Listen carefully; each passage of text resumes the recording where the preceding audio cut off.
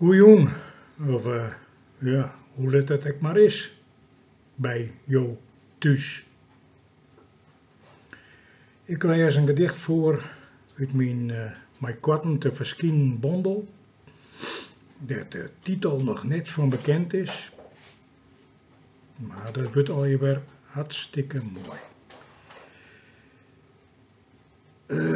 Het is het gedicht Siberisch Meerke. Sneeuwzwit rond van de rots in een smelle stream door de kele bosk. En de jonge fox zien stut waar het wiet doet er fleurig de fazant de kiel terugbiedt. Vogelbloed in de sneeuw omgeert daar een rare tekening. Het lijkt wel een magisch amulet. Letter de fox weer voort en de fazant bonken en fjeren.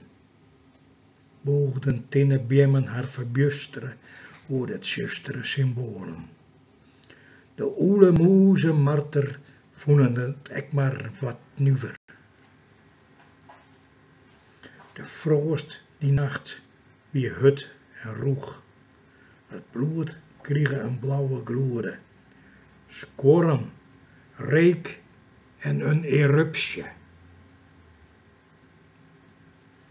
Draaiend piepjend pjocht der boppen. Satan ontsnapte razend in lava. Skom vlokte reed op zijn scherpe tosken. Dus